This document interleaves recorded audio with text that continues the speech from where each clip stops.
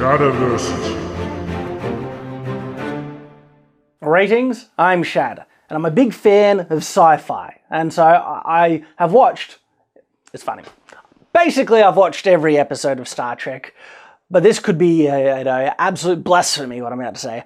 I haven't watched all the episodes of the original series. I just find, I mean, look, the original series was made in another time, to a different level of quality, and it's too painful to watch. My apologies, like I said, that could be blasphemy, but every other episode I've watched,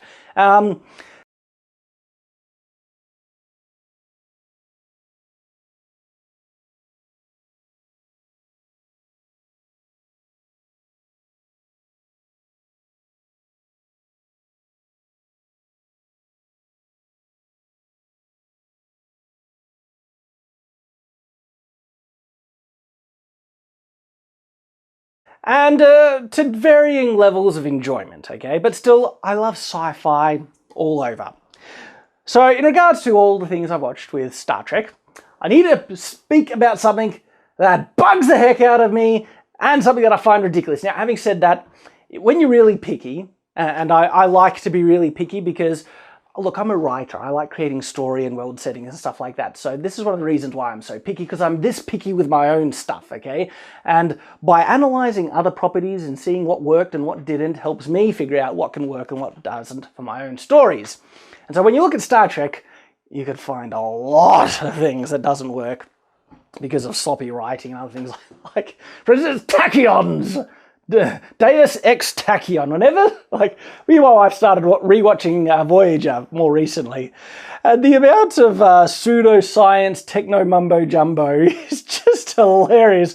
We'll do a neutronic phase variance of a tachyon pulse, inverting the flow of the the space-time continuum. That'll do, and they are able to stop the alien bad thing from doing something bad. We don't really know what it's doing, but it would destroy the ship. So.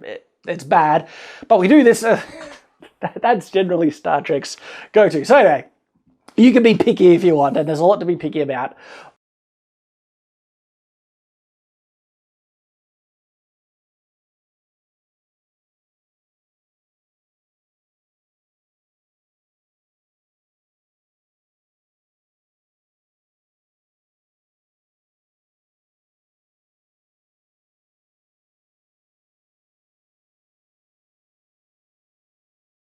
But in this video, I'm going to be picky about one thing in particular, and that is the Klingon Bat'leth. I was going to say what they called it in Star Trek, but I stopped myself because I think that's sacrilege. If you want to say something that's sacrilege or blasphemy, calling this piece of crap a sword, that is sacrilege because it is not a sword!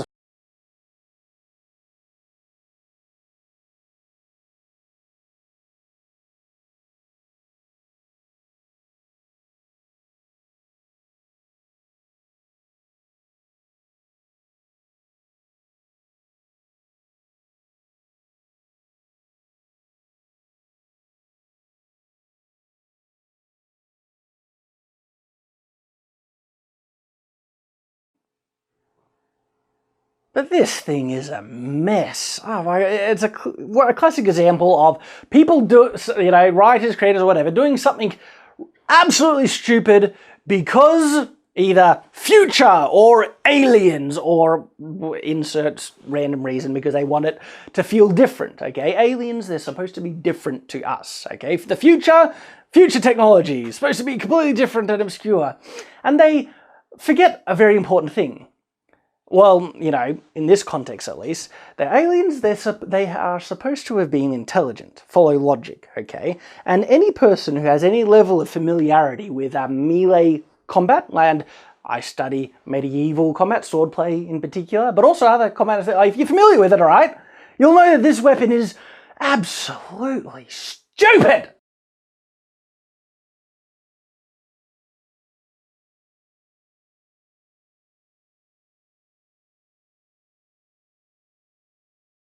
Now, is it better than nothing? Of course it would be better than nothing. Anything that is sharp and, you know, has the ability to kill someone, it's better than trying to fight them unarmed, okay? But in terms of, as I was saying, intelligent warriors use logic. They think up weapons that complement their own body mechanics, okay? And this is an interesting point, this is where I'm getting to, is that the Klingons, they are humanoid, which is ridiculous like, in and of itself in regards to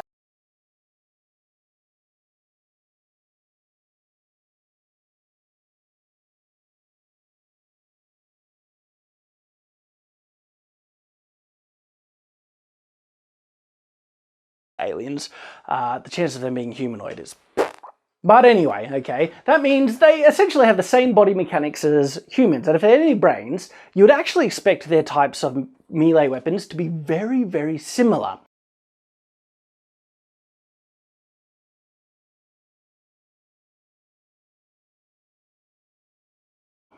Does not take a genius to invent the sword, which is why the sword was invented multiple times in different cultures.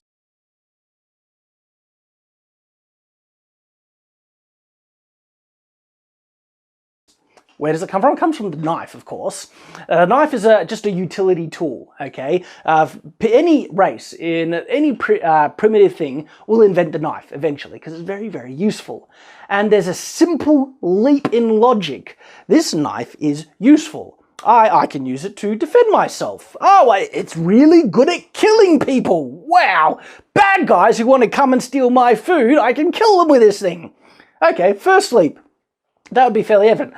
The next really simple leap is, this is good, making it bigger, better!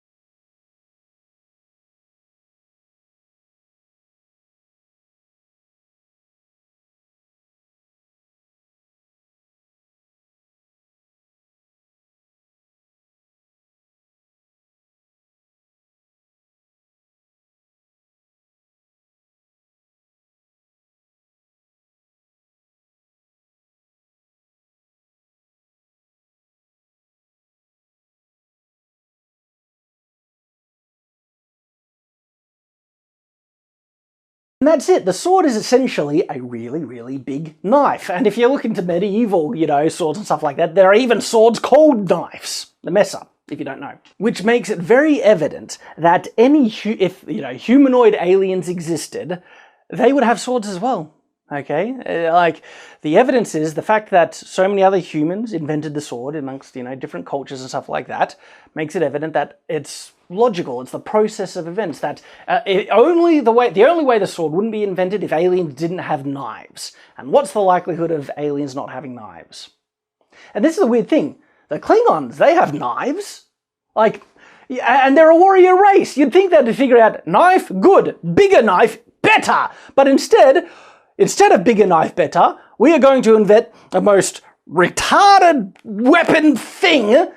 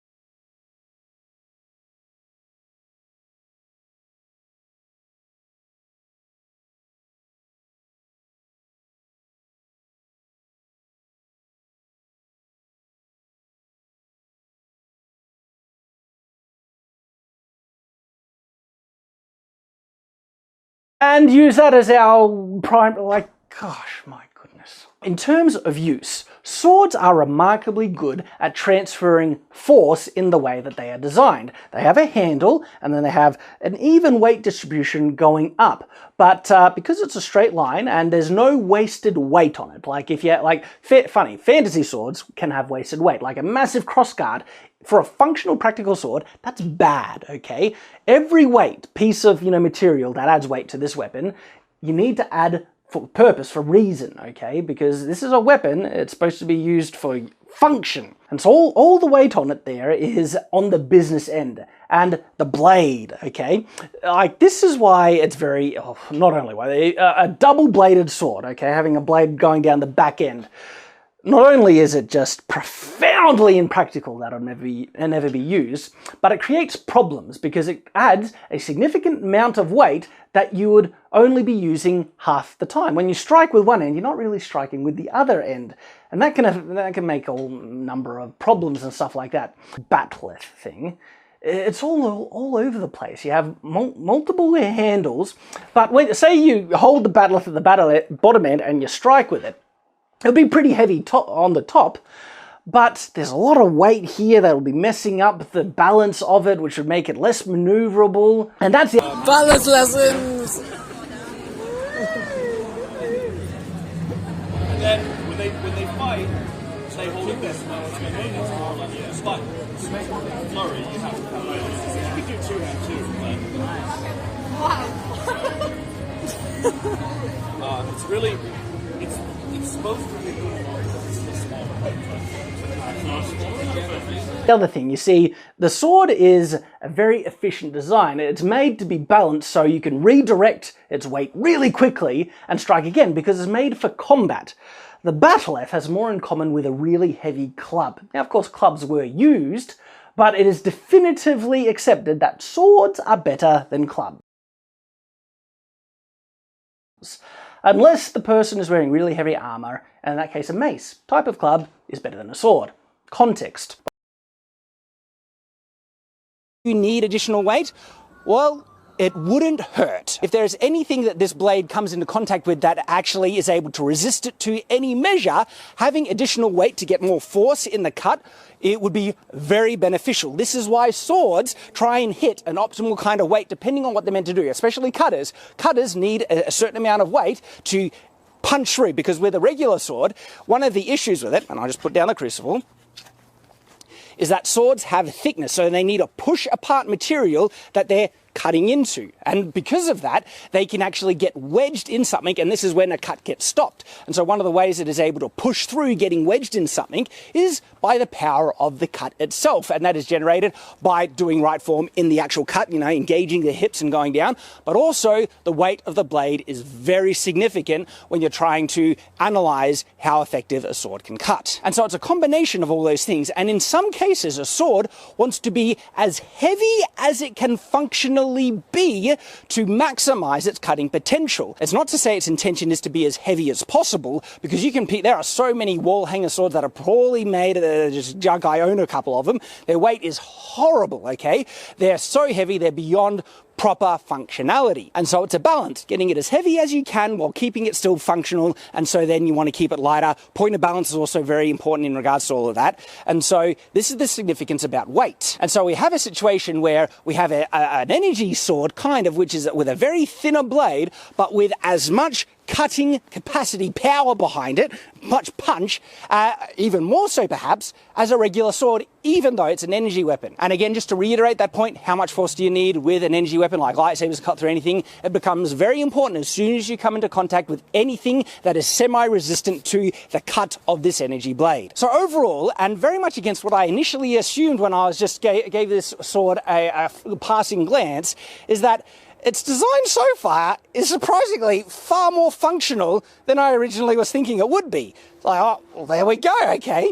Now, there are a lot of, embellishments that aren't really functional. Like, look, these two spikes here, they're kind of, you know, they're like a smaller hilt above the main hilt. These flick out, so you might want to make sure you have something to stop the hand slipping all the way down and maybe getting caught when these things flick out. So, okay, maybe these spikes on the blade, just there for looks. But if the blade is made out of energy, even though it's solid, and even if it has a measure weight, I feel it would be so light that you can get away with embellishments like that. And swords are meant to look cool. And if you want a sword that also looks intimidating and scary, well, you know, I think the Crucible sword achieves that quite nicely. But then we come to the tip of the sword, one of the most distinctive features of this blade design.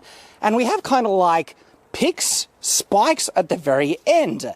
Do these spike things have a functional purpose in this design? Whether it was intentional or unintentional, can you get a measure of additional functionality out of it? And I actually think you can. And so now we really are in the functional kind of an analysis of this sword. We started with its kind of proportions and overall design, now right into the function side of things. And so what additional advantage would these spikes kind of give?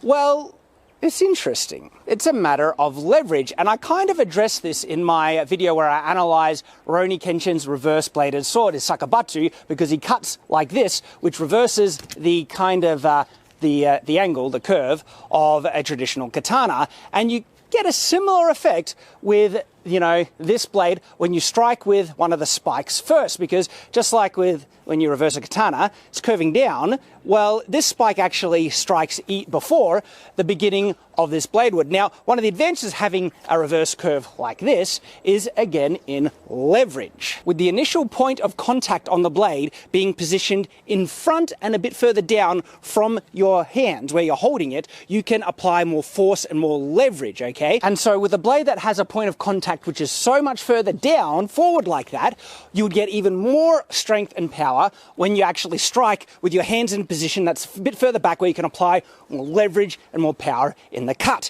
Now you might be wondering, well then why aren't all swords made with an inverse curve like this? Well, it's actually a matter of edge alignment. When you strike something like this and you balance it on this end, it naturally want to fall out of edge alignment. Now it can be overcome with good technique, but even the slightest bit off, okay, your strike has a chance to, when you hit, to go down like that. And so having an actual regular curve on a sword, curve going backwards, is actually easier to intuit and feel the edge alignment when you hit, because with a regular curve like this, the blade naturally wants to fall into correct edge alignment like that. And it's the complete opposite if you inverse the curve, and it wants to fall out of it. And so literally when we have it up like this, have a look where it naturally falls, all the way down into correct edge alignment. And so having a regular curve like this, even if it's small, like on a katana, the katana's curve is too small to get an advantage in the cutting ratio, but the curve is enough to assist in edge alignment, and it is slightly self-correcting in the cut itself. When you cut and it's a bit off, there is a slight correction if you hit it at the right time that'll want to pull itself into correct edge alignment and go down. So that's the pros and cons between regular curve versus inverse curve. Now, in regards to the edge alignment of the Crucible sword, I think it's going to matter far less because it encounters far less resistance when you strike. And so even if you strike with poor edge alignment, there's not enough resistance to just throw the cut off. And sometimes with real swords, because there is enough resistance, if it's bad edge alignment, your strikes can bounce off the target. Crucible sword, not as much. I think there are some things that are resistant to the cuts of a Crucible sword. Not many. The Crucible sword tends to chop through everything, even the big monsters, in one hit. And then when it actually does come into contact with something that has a measure of resistance, well, it can help punch through that resistance because of the inverse kind of spike hitting first, and you're getting more leverage in the cut. And this would be any type of cut. And by the way, it's double-bladed, so you can actually do, you know, the reverse strikes where you might go in with a thrust and come around with a sideways strike, or hit there, go in with a thing. And so it's also maneuverable enough with its weight distribution, because even my wooden one here, wood being so much lighter, it actually has a similar kind of feel, okay, resistance in when I'm doing this, as a steel sword, maybe even less so because it's wood. And so I can actually get almost the same measure of maneuverability out of it that I think Doomguy would be able to. And, you know, it's actually not too bad. You know, it kind of works. And big test, can I do a flourish with it and say, oh, yes, you can flourish with it. It's very awkward though. Some of the weight that's around, just the twisting motion does make it awkward in the flourish there. But the Crucible sword, the reach of its cutting ratio is increased. What do I mean by that? So if we were to compare, you know, this to the katana has a curve, okay? When the blade strikes a target, the profile of the Crucible blade, and if I make it so these blades are similar in size, well, with the profile of the Crucible blade, it comes into contact with the target quicker than this one, which means it'll be slightly faster and has a bit, you know, more reach just by nature of this small spike there as well. And then when you're cutting through a target like this, okay, if you're doing like a draw cut like that, depending on the type of cut, the katana can leave the target because it can come down underneath the spike slightly before the actual spike portion of this blade does. It's very small, and it's probably too small to even, you know, measure and say it's a significant advantage, but it's there, it's worth pointing out. But the fact that spike can come into contact with the target quicker, all right, that means the reach of its cutting ratio is even greater. And then with a big kind of drawing, sweeping cut like that, very little flesh can actually slide out of the cutting ratio. Because when you cut things with regular swords, there's resistance to the cut. Some of the material you're cutting through gets pushed up and then pushed out and off the end of the tip, okay? And the tip can be pushed in a bit, which means some of the material can escape the cut and you get a more shallow cut as a result. That won't happen with the Crucible sword because this spike comes in first, okay? It's digging down at such a sharp angle. Any material that tries to escape the cutting ratio will get cut by the inside curve of the spike, which means it'll just do a wider, broader, sweeping cut all the way through and just go down like that, and it would produce far more devastating cuts as a result. And so it gets the benefit of an inverse curve, but it's much sharper and deeper, which would have a more pronounced effect just looking at it like this. And as a result, the spikes at the tip of this blade actually increase its cutting ratio, which would just enable it to make even more deadly, devastating cuts on top of what it was already capable of, with it being such a thin energy, you know, heated up, burny, melty kind of blade that it is. So this is a vicious, brutal weapon when we try and look at it in the context of how it would function and what it is made out of and the heat that it can produce on the blade. Now, I should actually give a shout out to Scarlagrim, because in one of his videos he has tested a fantasy sword that had a very similar-ish design to the Crucible sword, specifically the what's happening up here at the tip. It's made out of metal, so it's not a perfect comparison, but the video is definitely worth checking out. So there's a link there, and it's an awesome one, so please enjoy. But there we go. This has been my analysis of the two on the right. The left one is the more practical version, but the other two are just pretty out there, so they would not be practical. But this design was also used by Konda slavers as actual weapons, so they weren't entirely just prestige slash art slash currency. They're referred to as executioner swords as well.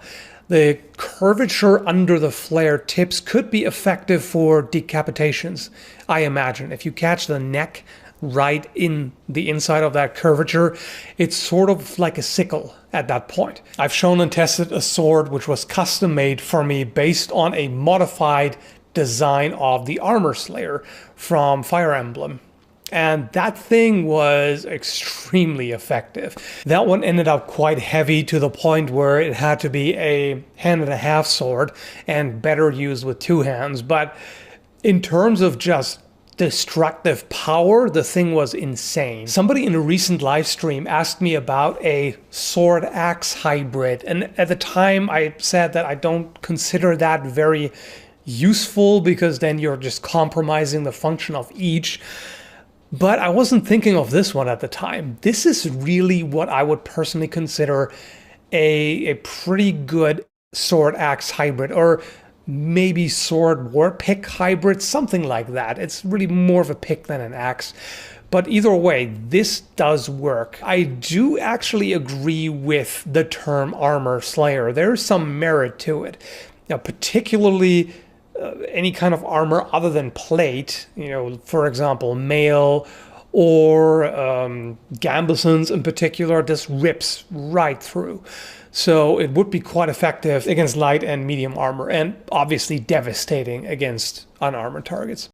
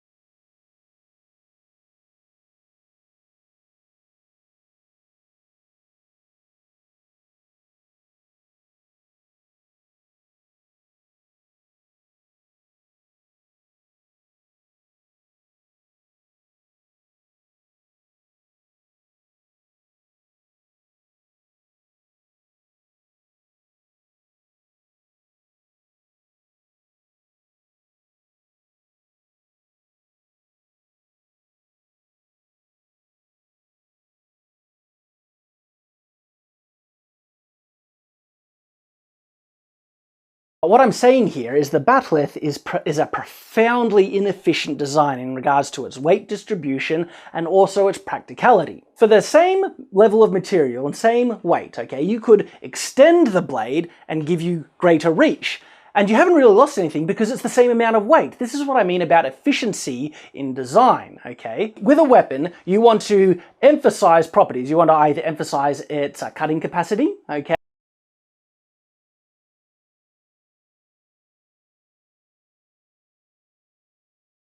Or emphasize its reach, its speed and maneuverability. And you generally want to make it not too light because you need to have enough weight, but as light as you can get away with, at the same time with it being as heavy as you can get away with. So it's a very sophisticated thing that goes into weapon design. And this is what I mean, like a bat'leth, it's designed by someone who has no idea about,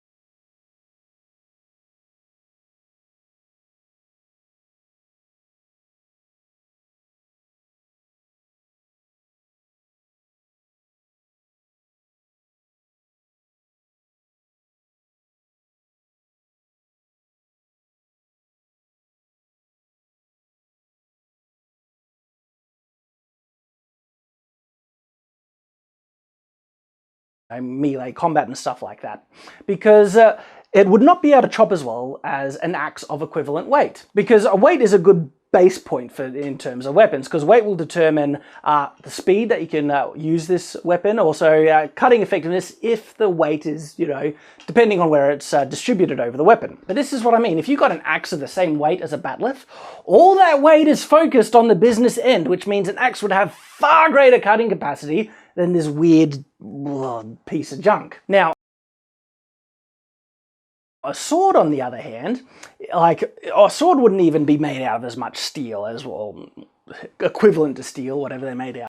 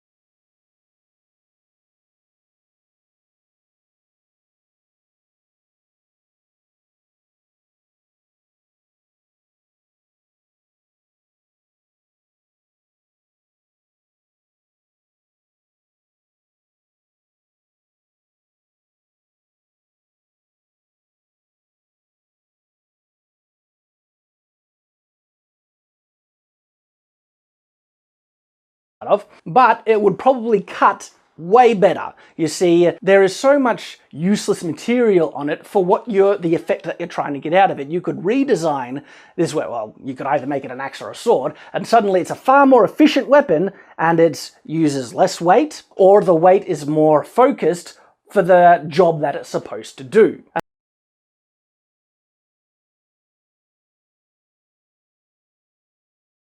Another way you would change the bat'leth to make it more effective is, instead of having the blades in front of the fists, which is useless, because you can get far more rotational energy if you extend the leverage and extend the metal from the actual grips.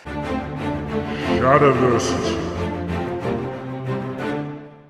Greetings, I'm Shad, and as you can probably tell, I'm going to be talking a little bit about the double-bladed sword. Now, the double-bladed sword has appeared in pop culture in various iterations. I think one of the most popular and iconic is Darth Maul's double-bladed lightsaber, but a double-bladed sword like this also appears in, say, Dungeons & Dragons 3 and 3.5.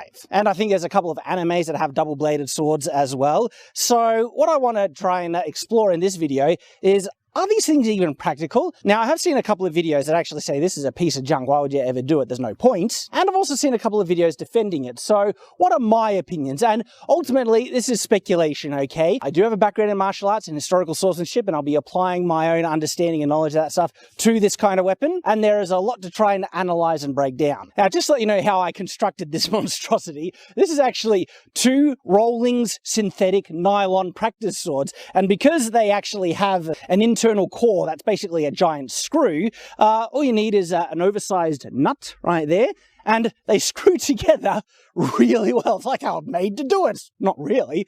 So yeah, you just remove the pommel from the swords, screw them together, and you actually have a really functional training double-bladed sword, because these are made to take like huge impacts, okay, and to simulate the approximate weight. They're not perfectly, they're a little bit on the lighter end, but the weight is still a very good analog for a real sword. And so when you put them together, this actually makes a really functional practice double-bladed sword. Well, look at that. First, I want to explore functionality, and then after that, practicality. And when I look at this, how practical a weapon is this in real life, that actually informs us somewhat, I feel, as to why it didn't really exist in history. Now, I do have some vague memories of me trying to play around pretending a stick is a double-bladed weapon, and I always held it like this. And I think in a lot of TV shows and stuff, they fight with it, you know, holding it like this. This is how Darth Maul usually holds his. He had a bit more kind of grip or length on his handle, but generally fighting with it this way, okay? You know, just 2 hands. Now, when I just hold it like this and try and go through different moves, okay, there is a measure of,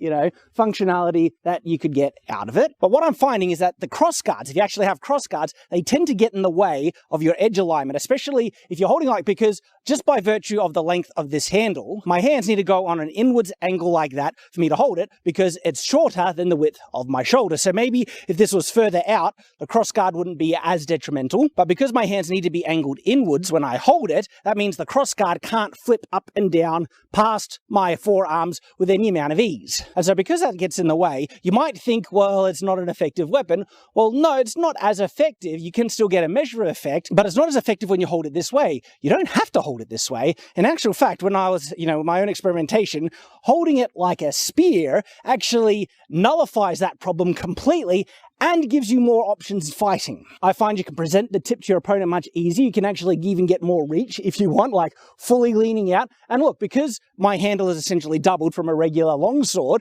I get way more reach in a thrust, and it gives you a lot of options, all right? And so when I was experimenting with this thing, I was finding that, my goodness, this isn't nearly as terrible as some people have said. So the obvious comparison between a double-bladed sword is with a single-bladed sword.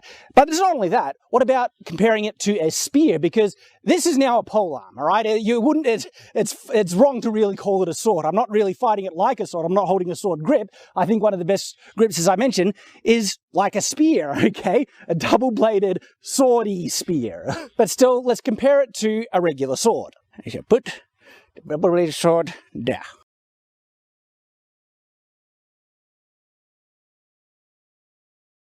This is the same principle with swords and axe. Think of where the handles are and the striking point of the axe. It is extended further away from the actual, you know, the handles, so you can get more rotational energy. That's the exact same thing with the sword, but the sword has the advantage that the striking area on a sword is even greater than an axe. With an axe, you can sometimes overshoot the mark. So if this was the axe head, it can, you know, the axe head can actually overhit and you hit the haft on the target instead. It's not what you wanted.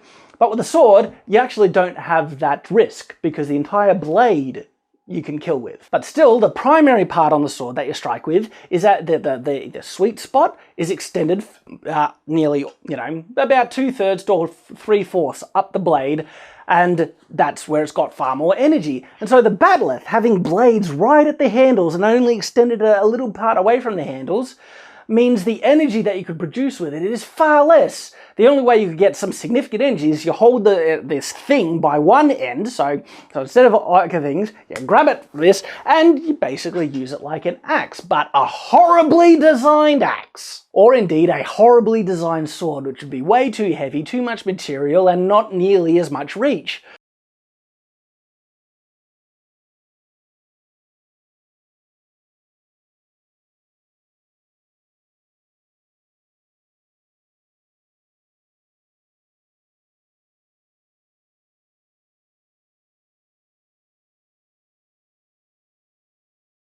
And for a warrior culture that's supposed to be, you know, good at fighting, oh gee, they would never have invented this piece of junk. And you will have noticed that I have avoided calling this thing a sword because it's so not a sword.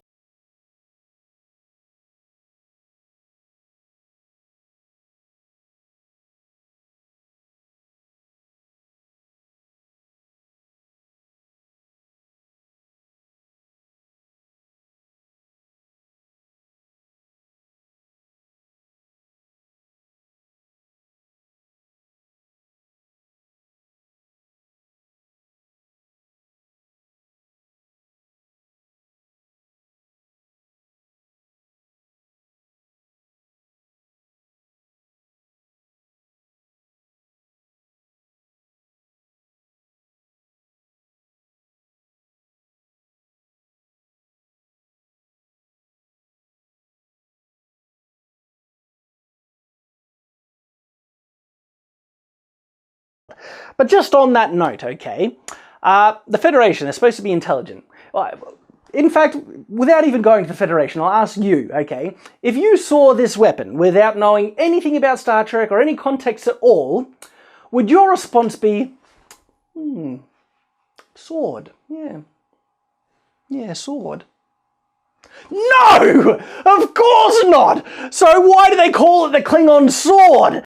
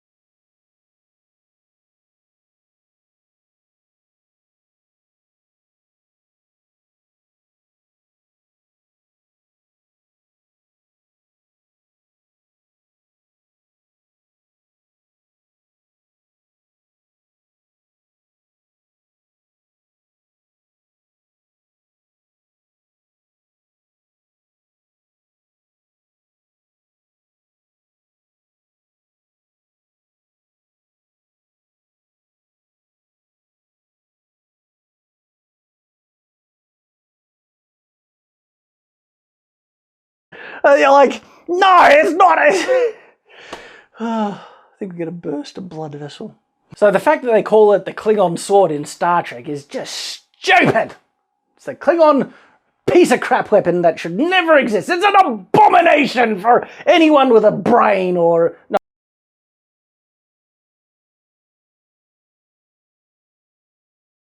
Alright, look, I'll replace that. Because I respect the people who perhaps did create this. They were trying, I don't know, aliens and stuff, and they can write some good stuff. They just didn't know a thing about weapons. So, they do have brains, but, yes, consult. That's what people should do. You know, when you're going into territory that you're not, versed in, consult. So after doing a little bit more research, it turns out that the Klingon bat'leth was actually designed by someone who claimed to be a martial artist, and he very well could have been, okay, but I have no way of confirming his credibility, and that the bat'leth was also designed or based off of deep horn knives, also known as crescent moon knives, a type of Chinese martial art weapon. Well, knowing how to use weapons doesn't automatically qualify someone to know how to design weapons, because the martial artist who invented the bat'leth tried to also create forms in which it can be used effectively, but that doesn't mean it's still an effective weapon. For instance, I can develop forms and ways in which a broom could be used effectively in combat, but that doesn't mean it's the best type of weapon you would want to use in combat. Jackie Chan has shown that he's pretty good at fighting with a stool or a piece of cloth, but given the choice, I think even Jackie Chan would pick a sword over a stool or piece of cloth. And I know that Jackie Chan is more of a showmanship martial artist, and that, it'll be far more difficult to use a stool in real combat. But hey, don't hate on Jackie Chan, okay? Jackie Chan is the man. In any regards, yes, it's very true that some very weird and wacky weapons have been invented and used in the past. So I'm not saying weird weapons can't be used. What I am saying, the weapons that end up being the most used and most prominent ones are the weapons that are the most effectively and elegantly designed. There is a reason why the sword and axe have been used so prominently by so many different cultures throughout history. Now, in regard to the Crescent Moon knives themselves, the weapons that the bat'leth was based off of, well, first of all, just increasing the size of, say, a Crescent Moon knife to make it a two-handed weapon is ridiculous. That contradicts the very purpose or function in which they were originally designed for. And in regards for its purpose of design being a single-hand weapon that can be used for parrying, trapping, but also slashing, cutting, and offense, there are much more efficient weapons to achieve this purpose than this Crescent Moon weapon, which I really think has been made just to look fancy, not for true efficiency and practicality.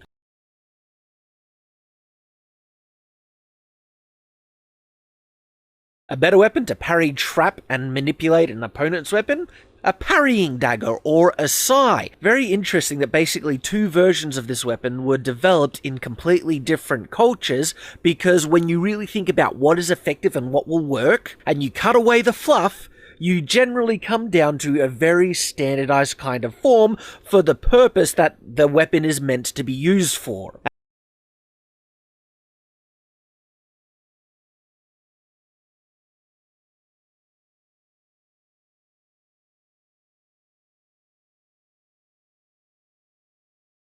And this is why a humanoid alien race is far more likely to develop its main melee weapons, that it's used in its past throughout its culture, why it's so much more likely that these types of weapons are actually going to be far more similar to human historical weapons than different. But I wanted to explain that and get it off my chest. Thank you for watching. Please don't hate on me for hating on Star Trek, because look, I love Star Trek, okay? But doesn't mean that I can't be picky and pick out certain things that are stupid.